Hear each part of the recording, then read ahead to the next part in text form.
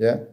Dari Abu Musa Al-Asy'ari radhiyallahu taala anhu, dia berkata, "Qultu ya Rasulullah, ayyul muslimina afdal?" Kata Abu Musa Al-Asy'ari, "Ya Rasulullah, siapa orang mukmin yang orang muslim yang paling afdal?" Siapa orang muslim yang paling afdal? Qala man salimal muslimuna min lisanihi wa yadihi. Seorang muslim yang paling afdal adalah seorang muslim yang kaum muslimin lainnya selamat dari lisannya dan tangannya. Yaitu orang selamat dari gangguan lisannya dan gangguan tangannya. Itu orang muslim yang sejati, orang muslim yang paling afdal.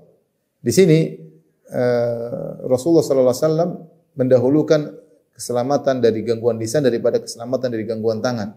Saya ulangi kata Nabi sallallahu alaihi wasallam, al-muslim man salimal muslimuna min lisanihi wa yadihi. Seorang muslim adalah sejati yang selamat dari gangguan orang lain, selamat dari gangguan lisannya dan tangannya. Kenapa lisan disebut terlebih dahulu? Karena tadi dijelaskan, sudah saya ungkapkan tadi. Lisan ini lidah tak bertulang, gerakannya, aktivitasnya lebih banyak daripada tangan dan kaki. Seorang kalau ingin mukul orang, ya dia harus dekat dengan orang tersebut dia pukul. Seorang kalau ingin mendang orang, dia harus dekat dulu baru dia tendang. Dan itu pun terbatas. Dia mukul-mukul mungkin setengah jam sudah lelah dan tidak kuat lagi. 1 jam sudah tidak kuat lagi. Tapi lisan ini jangkauannya panjang dan gerakan cepat. Dalam 1 menit dia bisa ngomong banyak, dia bisa menjelekkan banyak orang. Dan dia bisa jangkauannya jauh. Mungkin dia di sini ternyata dia bisa menjangkau orang di luar negeri. Dia jangkauannya jauh. Bahkan dia bisa menjangkau orang-orang yang masih hidup atau yang sudah meninggal dunia. Ya, lisan.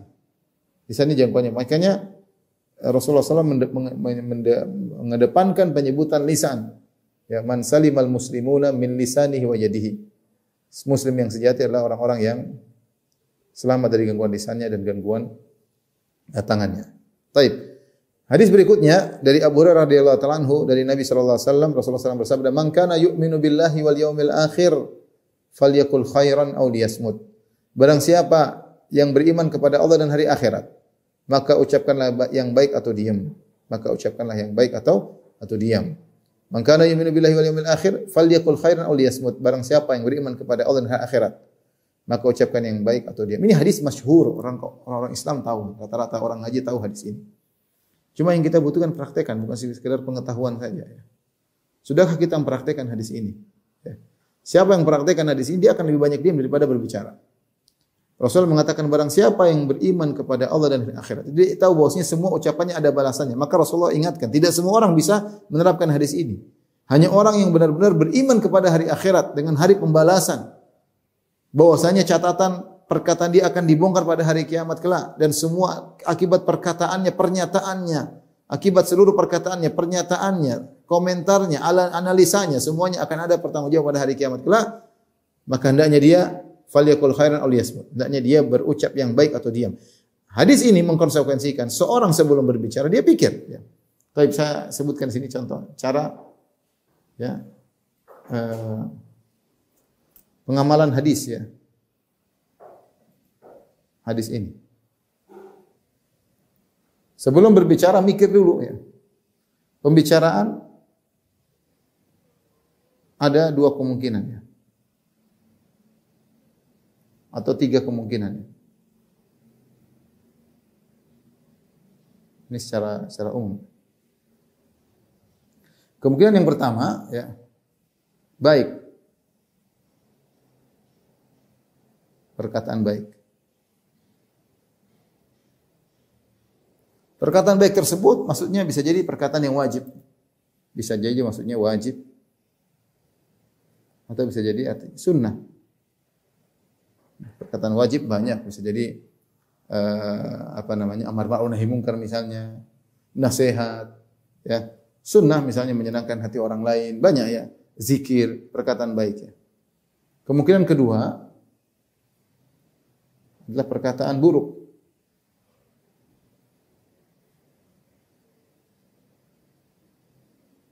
Ini bisa jadi perkataan yang haram atau yang makruh. Dipikir ini haram atau tidak, saya ngomong gini. Ini ghibah bukan. Ini namanya bukan. Ini merendahkan orang lain atau bukan. Ini dulu yang tidak bukan. Ini menukil berita yang tidak benar atau bukan. Mikir. Mikir ya.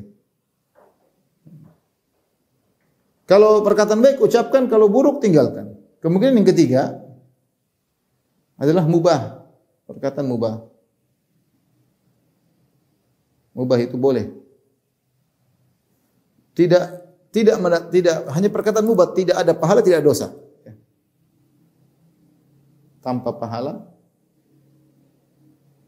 dan tanpa dosa.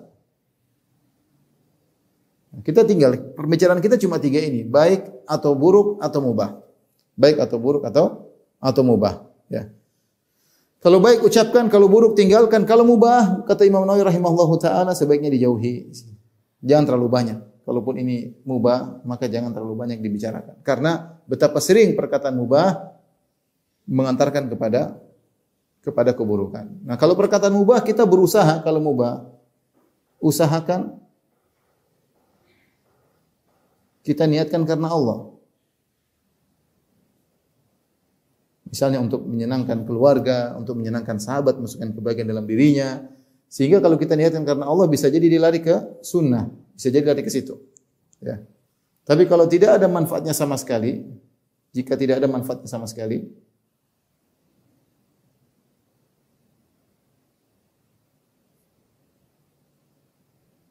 maka hendaknya sebaiknya dijauhi.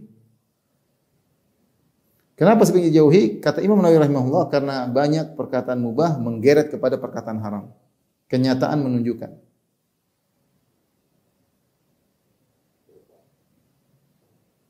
Banyak perkataan mubah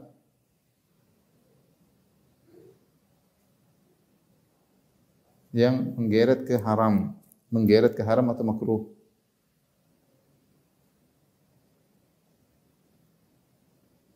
Haram atau makruh. Tapi saya bacakan perkataan Imam rahimahullahu taala, ya. Nawawi rahimahullah berkata dalam Al-Minhaj syarah Sahih Muslim. Adapun sabda Nabi sallallahu alaihi wasallam mengucapkan yang baik atau diam, fa maknanya annahu idza arada an yatakallam. Artinya jika seorang hendak berbicara, fa in kana ma yatakallam bihi khairan muhaqqaqan yuthabu alaihi wajiban aw manduban falyatakallam. Kalau apa yang dia bicarakan itu benar-benar baik, benar-benar dia pastikan itu kebaikannya, dia akan dapat pahala, apakah perkataan yang wajib atau perkataan yang sunnah yang dianjurkan, maka berbicaralah. Banyak ya, kita ceramah, kita menyampaikan kebaikan, kita mengingatkan orang daripada keburukan, mengingatkan orang dari kemungkaran. Ada kemungkaran kita tidak boleh diam, syaitan akhras, jadi syaitan yang bisu, ada kemungkaran kita jelaskan ini tidak boleh. Baik ucapkan. Kemudian beliau berkata, intinya kalau perkara itu wajib, pasti wajib atau sunnah, ucapkan. Wa illam yadhhar lahu annahu khairun yuthabu alaihi falyumsik anil kalam. Kalau tampaknya dia masih ragu, dia tidak memastikan ini perkataan baik atau tidak, hendaknya falyumsik anil kalam, hendaknya dia diam. Karena Rasulullah memberi pilihan, ngomong baik atau diam, hendaknya dia diam. Sawa'un dhahara lahu annahu haram aw makruh aw mubah, mustawiyat tarafain. Apakah menurut ini dia adalah haram atau makruh atau mubah, ya? Makanya diam. Fa'ala hadza yakunul kalamul mubah ma'muran bitarkihi manduban ila al-imsaki anhu. Menurut Imam Nawawi rahimahullah taala bahwasanya perkara yang mubah ini pun diperintahkan untuk berdiam darinya dan tidak diucapkan. Dianjurkan untuk berdiam, ditahan. Meskipun perkataan mubah. Makhafatan min injirarihi ila al-muharram awil makruh. Karena dikhawatirkan perkataan mubah akan terbawa, akhirnya tergeret kepada perkataan yang haram atau perkataan yang makruh. Banyak kita ngobrol dengan orang. Kalau kita tidak waspada, ini lari-lari nyerempet gibah orang, nyerempet kejelekan orang, nyerempet menghina orang lain, nyerempet banyak hal yang bisa membuat terjerumus dalam perkara yang haram atau paling tidak makruh. Paling tidak makruh. Wa hadza yaqa'u fil 'ada katsiran aw ghaliban. Perhatikan. Dan ini yang terjadi kenyataannya seringnya demikian, ya.